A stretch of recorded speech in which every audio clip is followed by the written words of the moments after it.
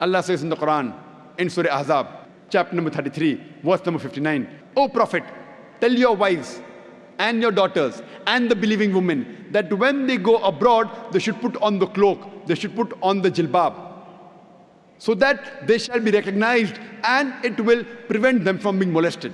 Quran says hijab has been prescribed for the women so that they shall be recognized and it will prevent them from being molested. I'd like to ask you a question.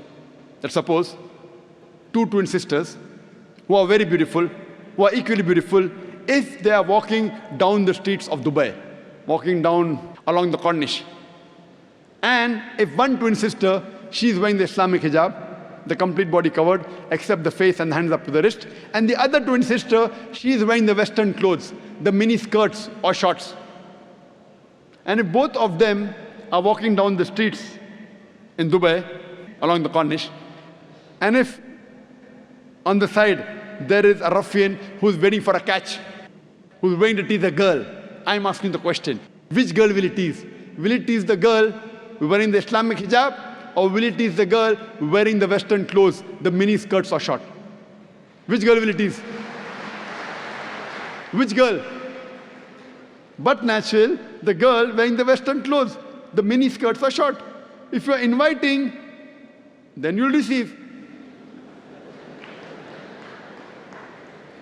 Quran rightly says that hijab has been prescribed to prevent the woman from being molested. And after this, if anyone rapes any woman, the Islamic Sharia says death penalty.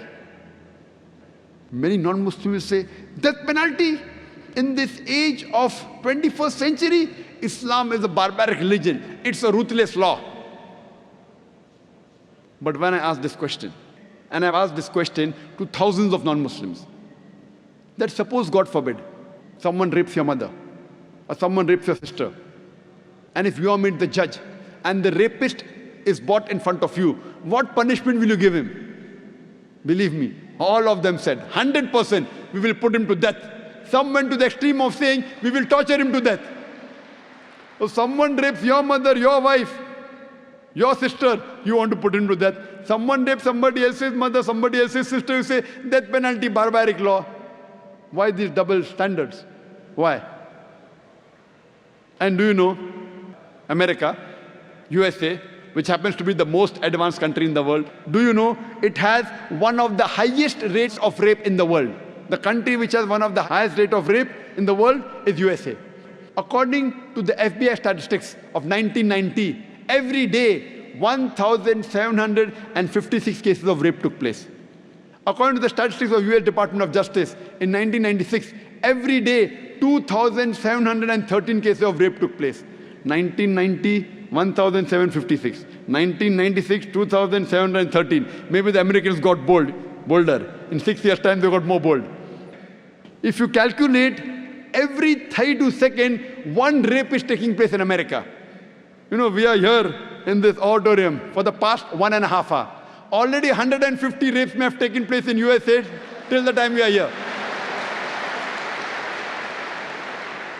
I am asking you the question that if you implement the Islamic Sharia, any man looks at a woman, he should lower his gaze. The woman should be modestly dressed, complete body covered, except the face and hands up to the wrist. And after that, any man rapes any woman, capital punishment, death penalty. I am asking you the question, will the rate of rape in America, will it increase, will it remain the same, or will it decrease? It will decrease. It's a practical law. You implement the Sharia, you get results.